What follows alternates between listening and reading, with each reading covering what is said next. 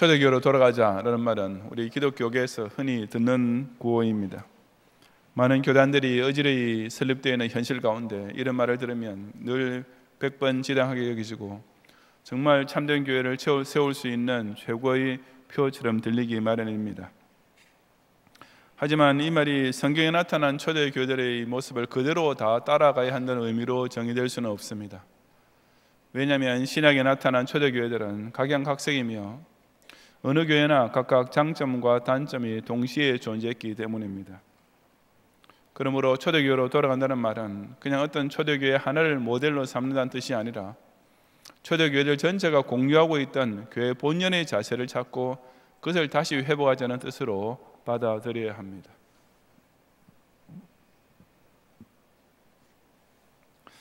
그럼에도 불구하고 이 초대교회로 돌아가자는 구호를 지극히 제한된 의미로 쓰는 자들이 있습니다. 대표적인 예 중에 하나가 오순절에 예루살렘 교회에서 일어났던 성경운동을 오늘날의 교회에서도 똑같이 회복시켜야 한다고 외치면서 방언과 신유 연사야말로 그런 성경운동의 대표적인 요소라고 주장하는 것입니다. 하지만 성경은 결코 그렇게 가르치지 않습니다. 고린도 교회는 본문 앞에 나오는 고린도전서 11장까지 기록해서 볼 수 있듯이 갖가지 문제가 아주 많은 교회였는데 특히 은사 문제에 있어서도 그랬습니다. 이 시간 저는 오늘 본문의 말씀을 통해 고린도 교회 안에 잘못 인식되어 있던 은사 문제를 지적하면서 정말 성령 충만한 교회와 성도란 과연 어떤 모습인지를 함께 상고해 보고자 합니다. 첫째, 바른 신앙 고백을 통해 모든 교인들이 한 몸 같은 교회를 이루는 것이 가장 중요한 성령 충만입니다. 1절부터 3절까지 말씀을 함께 봉독하겠습니다. 형제들아, 신령한 것에 대하여 나는 너희가 알지 못하기를 원하지 아니하노니 너희도 알거니와 너희가 이방인으로 있을 때 말 못하는 우상에게로 그대로 끌려갔느니라. 그러므로 내가 너희에게 알리노니 하느님의 영으로 말하는 자는 누구든지 예수를 저주할 자라 하지 아니하고 또 성령으로 아니하고는 누구든지 예수를 주시라 할 수 없느니라. 아멘.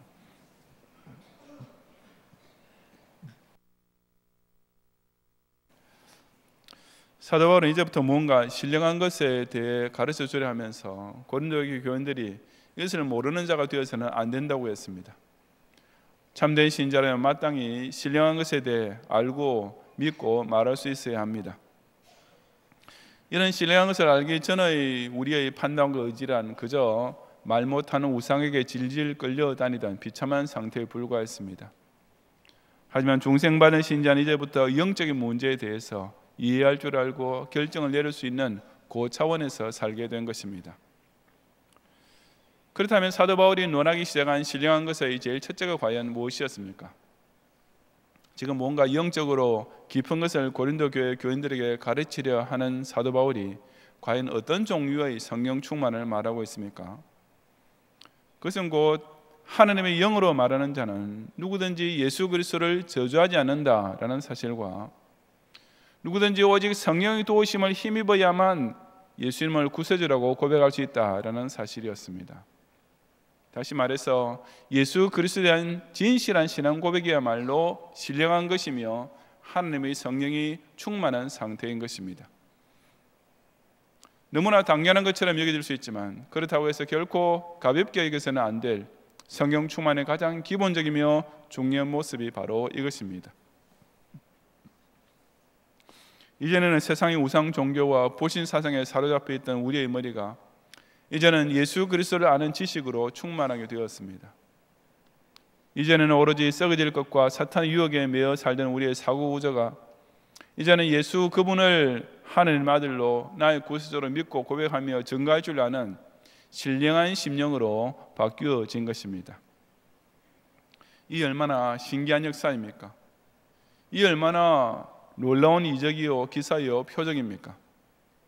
실로 하나님의 영이 충만하지 않고는, 실로 성령이 우리의 심령과 입술을 주장하지 않고는 도저히 일어날 수 없는 일이 벌어진 것입니다.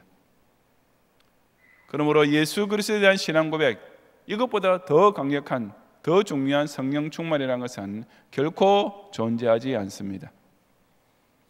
4절 이하 13절까지 이어지는 말씀을 함께 봉독하겠습니다.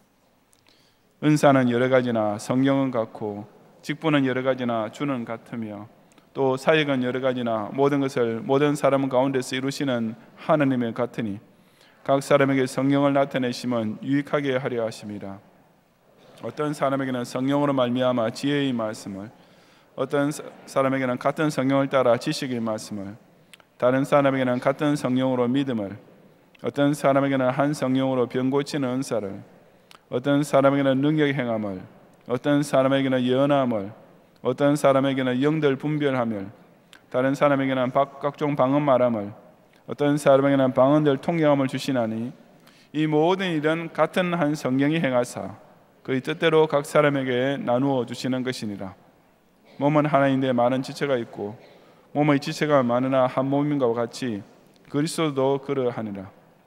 우리가 유대인이나 헬라인이나 종이나 자유인이나 다 한 성령으로 세례를 받아 한 몸이 되었고 또 다 한 성령을 마시게 하셨느니라. 아멘. 이 구절들에 보면 은사나 직분이나 사역은 여러 가지지만 성령은 같고 주는 같으며 하느님은 같으니라고 삼위일체 하느님이 나란히 등장하고 있습니다. 다양한 은사를 받은 성도들이 한 교회를 이루는 것은 마치 삼위 하느님께서 일체가 되시는 것과 똑같다는 말씀입니다. 계속해서 한 성령, 같은 성령이라는 말씀도 수차례 반복됩니다.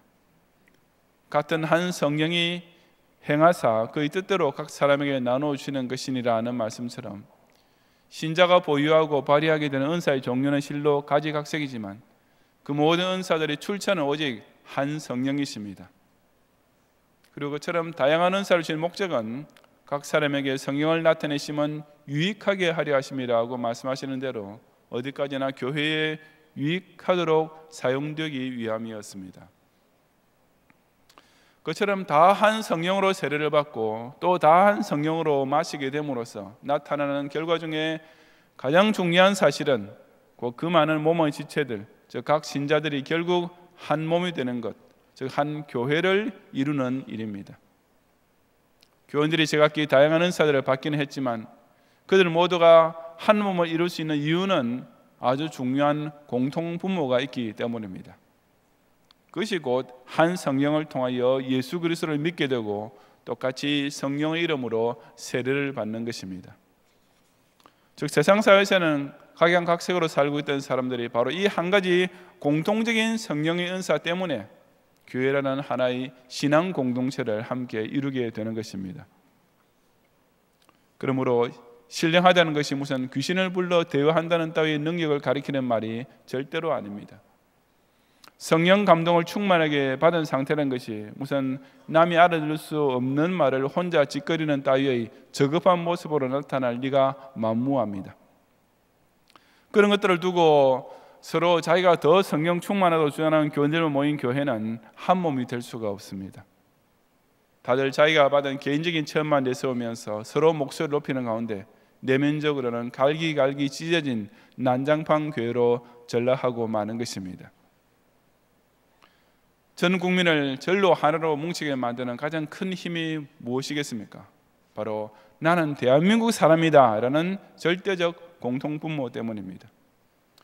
그래서 총선이나 대선 때는 서로 첨예하게 대립하던 사람들도 올림픽이나 월드컵 대회를 맞이하게 되면 다들 한 목소리로 대한민국을 크게 외치면서 문자 그대로 한마음 한뜻이 되지 않습니까?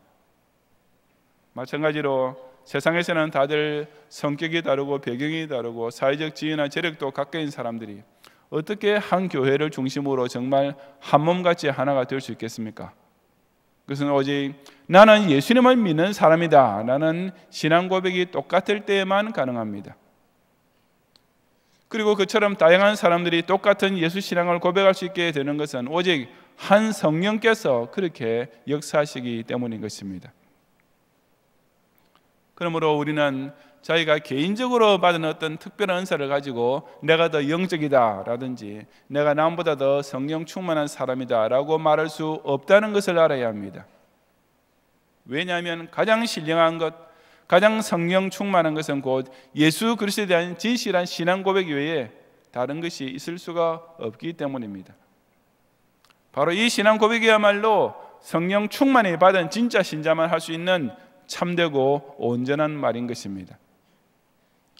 예수님은 하나님 아들이시며 나의 구세주시다라고 정신 똑바로 차린 말 한마디 할 줄 아는 것, 그리고 바로 이 신앙 고백의 반석 위에 모여 그리스도의 몸된 교회를 함께 이루는 것이야말로 진정 성령 충만한 신자가 발휘하는 최고의 신령한 은사인 것을 깨닫는 성도들이 되시기를 바랍니다. 둘째, 교회 중심의 생활로서 다양한 은사를 받은 성도들이 서로를 돌보면서 교통하는 것이 진정한 성령 충만입니다. 14절 이하 21절까지 함께 봉독하겠습니다. 몸은 한 지체뿐만 아니요 여럿이니 만일 발이 이르되 나는 손이 아니니 몸에 붙지 아니하였다 할지라도 이로써 몸에 붙지 아니한 것이 아니요, 또 귀가 이르되 나는 눈이 아니니 몸에 붙지 아니하였다 할지라도 이로써 몸에 붙지 아니한 것이 아니니 만일 온몸이 눈이면 듣는 곳은 어디며 온몸이 듣는 곳이면 냄새를 맡는 곳은 어디냐. 그러나 이제 하나님이 그 원하시는 대로 지체를 각각 몸에 두셨으니 만일 다 한 지체뿐이면 몸은 어디냐. 이제 지체는 많으나 몸은 하나라. 눈이 손들어 내가 너를 쓸 데가 없다 하거나 또한 머리가 발들어 내가 너를 쓸 데가 없다 하지 못하리라. 아멘.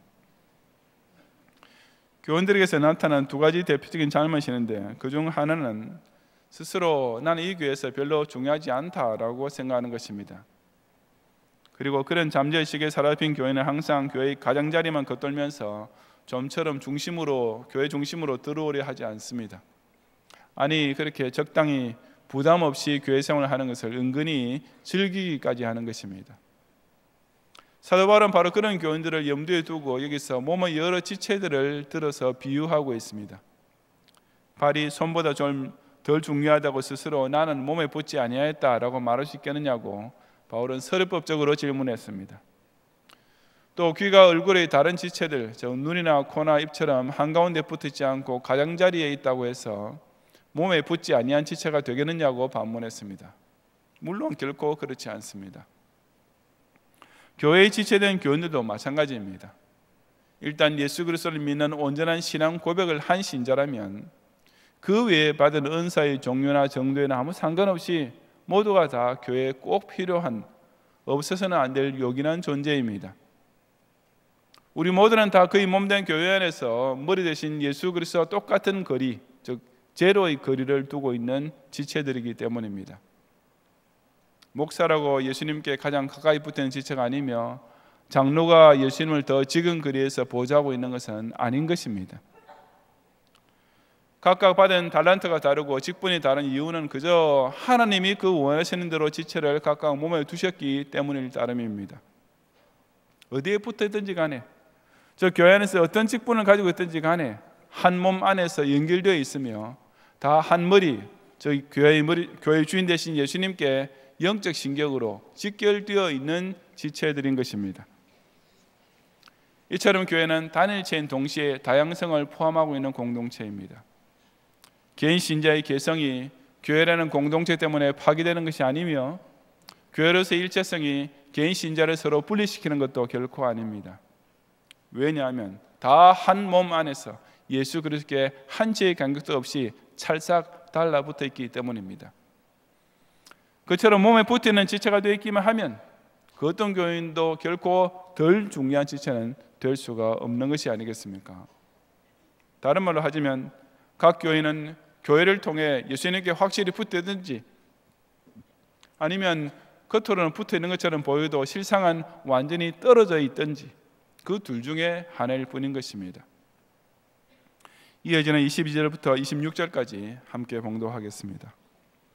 그뿐 아니라 더 약하게 보이는 몸의 지체가 도리어 요긴하고 우리가 몸의 덜 귀히 여기는 그것들을 더욱 귀한 것들로 입혀주며 우리의 아름답지 못한 지체는 더욱 아름다운 것을 얻느니라. 그런즉 우리의 아름다운 지체는 그럴 필요가 없느니라.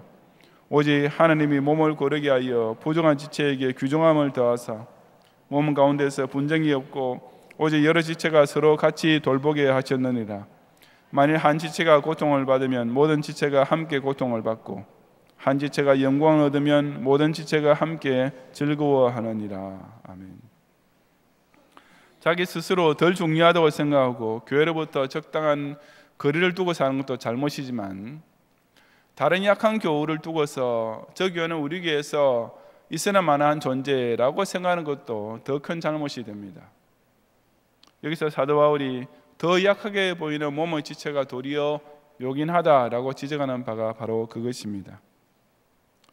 그러면서 바울은 사람들도 몸의 덜 귀히 여기는 그것들을 더욱 귀한 것들로 입혀준다고 비유했습니다. 사람들은 자신의 몸을 장식할 때 아름다운 부위에 하지 않고 상대적으로 못생긴 부분에 하기 마련입니다. 예를 들면 시력이 나빠도 가급적 안경을 쓰는 대신 콘택트 렌즈를 착용해서 자신의 영롱한 눈을 그대로 보이려 하지만, 반면에 어느 방향으로 보아도 쭈글쭈글하게 생긴 귀에는 귀걸이로 그 못생김을 감추면서 조금이라도 더 아름답게 보이게 하려 합니다. 목에 목걸이를 하고 손목에 팔찌를 끼고 손가락에 반지를 끼는 것 역시 그것들이 다 밋밋하고 그 자체로는 그다지 아름다운 것이 없는 지체이기 때문입니다. 사도 바울은 놀랍게도 하나님께서도 그와 꼭 마찬가지로 몸을 고르게 하여 부족한 지체에게 귀중함을 더하시는 분이라고 했습니다. 저 교회 안에서 남보다 덜 중요하게 보이고 약하게 보이는 교인들을 하나님께서는 오히려 더 귀중한 것으로 장식해 주신다고 한 것입니다. 그 대신에 아름다운 지체는 그럴 필요가 없으니까 그냥 그대로 두신다고 했습니다. 그렇게 함으로써 전체적으로는 몸을 고르게 하는 결과를 낳게 되는 것입니다. 그렇다면 하나님께서는 과연 어떻게 그처럼 약한 교인에게 귀중함이라는 특별한 장식이 달리도록 입히도록 해주십니까? 바로 여러 지체가 서로 같이 돌보게 하시는 과정을 통해서입니다. 약한 지체, 덜 중요하게 보이는 교인일수록 더 신경을 쓰고 잘 보살피며 나보다 낮게 여기면서 지극히 존중해 주는 것이야말로 곧 더 이상 요구할 것이 없는 아름다운 지체된 교인들이 꼭 실천해야 할 역할인 것입니다. 약한 지체가 고통을 받을 때 그 고통을 함께 나누는 자세와 마찬가지로 아름다운 지체가 영광을 얻을 때 함께 기뻐해 주는 것 역시 또 하나의 서로 돌아보는 자세입니다. 그래서 로마서 12장 15절과 16절에서도 즐거워하는 자들과 함께 즐거워하고 우는 자들과 함께 울라. 서로 마음을 같이하며 높은 데 마음을 두지 말고 도리어 낮은 데 처하며 스스로 지혜 있는 채 하지 말라고 말씀한 것입니다. 교원들이 서로 못난 지체는 욕하고 아름다운 지체는 시기하게 된다면 그 교회가 한 몸 될 수 있을 리가 만무합니다. 못나게 보이는 지체일수록 더 귀중히 여기는 동시에 잘 믿고 충성하여 큰 복을 받는 지체를 보고 함께 기뻐해 줄 아는 지체들이 되어야만 진정 한 몸 같은 교회가 될 수 있는 것입니다. 교회를 중심으로 이처럼 성도가 서로 교통하는 재미를 전혀 못 느끼는 스스로 개밥의 도토리처럼 겉도는 교인들은 목사가 보기에도 참 안타깝습니다. 사적인 신앙생활 혹은 개인주의 기독교라는 것은 결코 존재하지 않습니다. 참된 신자는 반드시 몸인 교회에 붙게 되어 있기 때문입니다. 진짜 교인은 그 인격과 생활 전체가 완전히 교회를 구성하는 성분 그 자체가 될 수밖에 없는 것입니다. 성령께서는 고린도 교회와 마찬가지로 오늘날 교회 안에서도 각 성도에게 다양한 은사들을 주십니다. 하지만 그런 은사가 곧 영역과 직결되는 것은 결코 아니며 더욱이 누가 더 신령한 은사를 가지고 있는가 하고 교인들 간에 경쟁하고 시기하는 마음이 생겨서는 절대로 안 됩니다. 왜냐하면 진짜 성령 충만 받은 지체들 사이에는 약한 교우들을 위로하고 존중하며 아름다운 교우들을 보고 함께 기뻐하는 실로 진실하고도 뜨거운 성도의 교통만 반드시 일어나게 되어 있기 때문입니다. 지체, 즉 신체의 각 부분은 다 같은 피가 흐르는 혈관과 머리를 중심으로 구성된 신경으로 연결되어 있듯이 참된 성도 역시 십자가 대속의 피와 성령의 감동의 신경을 통해 서로 연결되어 있습니다. 비록 약한 성도도 있고 강한 성도도 있으며 좀 부족한 성도도 있고 아름다운 성도도 있지만 그처럼 다 한 몸 안에 있는 지체들인 한 그야말로 생명으로 연결되어 있는 관계가 아니겠습니까? 스스로 덜 중요하다고 생각하면서 교회를 겉돌지 말고 어찌하든지 철저하게 교회 중심의 생활을 하려고 노력하는 것. 그래서 각자 받은 은사는 다를지라도 진실하고 뜨거운 성도의 교통을 나누는 것, 바로 이것이야말로 다른 그 어떤 특별한 은사보다 훨씬 더 요긴한 성령 충만의 은사인 것을 꼭 체험하는 성도들이 되시기를 바랍니다. 성도 여러분, 우리 끝으로 27절부터 31절까지의 말씀을 함께 봉독하겠습니다. 너희는 그리스도의 몸이요 지체의 각 부분이라. 하나님이 교회 중에 몇 절 세우셨으니 첫째는 사도요, 둘째는 선지자요, 셋째는 교사요, 그 다음은 능력을 행하는 자요, 그 다음은 병 고치는 은사와 서로 돕는 것과 다스리는 것과 각종 방언을 말하는 것이라. 다 사도에게느냐, 다 선지자에게느냐, 다 교사에게느냐, 다 능력을 행하는 자에게느냐, 다 병 고치는 은사를 가진 자에게느냐, 다 방언을 말하는 자에게느냐, 다 통역하는 자에게느냐. 너희는 더욱 큰 은사를 사모하라. 내가 또한 가장 좋은 길을 너희에게 보이리라. 아멘. 여기서도 분명히 나타나 있듯이 신유나 방언의 은사란 사도와 선지자가 받은 말씀 선포의 은사에는 상대도 되지 않는 것이었습니다. 그런 까닭에 신유 능력을 베푼다는 것이 예배의 주된 순서가 될 수 없으며 오직 하나님의 말씀을 선포하는 설교가 예배의 중심이 됩니다. 마찬가지로 방언의 수준이 목사의 영역을 가늠하는 기준이 될 수 없으며 오직 성경을 열심히 연구하고 누구나 알아들을 수 있는 말씀으로 전하는 것이야말로 가장 신령하고 고귀한 은사인 것입니다. 오늘날 성령께서는 예루살렘 교회 오순절 때처럼 불의 혀처럼 갈라지는 모양으로 임하지 않으십니다. 하지만 예수 그리스도를 구주로 영접하는 심령의 세례를 통해 여전히 우리에게 충만히 임하십니다. 오늘날 성령께서는 그 오순절 때처럼 신자들 하여금 한 번도 배워본 적 없는 외국어가 입에서 술술 나오도록 역사하지는 않으십니다. 하지만 그 대신 성경이 각국의 언어로 번역되게 하심으로써 여전히 하나님께서 행하시는 큰 일이 각 나라와 민족의 방언으로 증거되게 하고 계십니다. 그러므로 초대교회로 돌아간다는 것이 오순절에 있었던 외면적인 사건들을 오늘날 그대로 재현하는 것이 절대로 아닌 것입니다.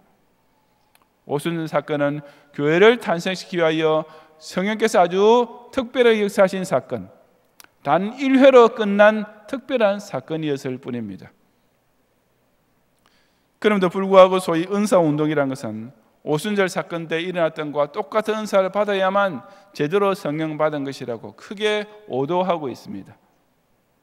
즉 신유나 방언사를 받은 사람이 마치 다른 은사 받은 사람보다 더 영역이 강한 것처럼 되었고 그 결과 자기가 받은 은사의 종류에 따라 열등의식 혹은 우월감을 가지게 되면서 교회 내에 위화감을 조성하게 된 것입니다. 하지만 교회의 머리 되신 예수님께서는 교회가 무슨 신유 방언의 쇼 무대가 되기를 결코 원하지 않으시며 오직 복음의 말씀을 선포하는 것이 되기를 원하고 계십니다. 성령께서는 지체된 교인들이 신유나 방언의 은사를 더 달라고 기도하는 것이 아니라 예수 그리스도에 대한 신앙 고백을 확실히 지키면서 교회를 통해 그 복음 전파를 위한 사명에 사용되게 기도하기를 더욱 바라고 계시는 것입니다. 오늘부터 2018년 상반기 태신제 학기 운동이 시작됩니다. 우리는 부신 가족, 부신 친구, 부신 이웃들 앞에서 바로 이런 성령 충만의 두 가지 증거를 확실히 보여줄 수 있어야 하지 않겠습니까? 나 자신이 먼저 예수님을 하나님 아들로 구세주를 믿는 진실한 신앙인이라는 사실, 그리고 우리 경양교회가 그리스도 안의 형제자매들끼리 서로 나보다 더 남을 낮게 여기면서 대접받고 싶은 대로 먼저 대접하는 행복한 공동체라는 사실, 바로 이 개인적 성령 충만과 공적 성령 충만을 온 세상 앞에 자랑스럽게 증거하는 것이 곧 전도인 것입니다. 오직 예수 그리스도에 대한 참된 신앙 고백과 교회 중심으로 성도가 서로 교통하는 것이야말로 진짜 성령 충만의 역사라는 사실을 각자의 심령 속에서 강하게 체험하고 우리 경양 공동체 안에서 서로 뜨겁게 나누는 가운데 이 성령 충만의 확실한 증거를 땅끝까지 소리 높여 전파하는 성도들이 되시기를 주님의 이름으로 축원합니다.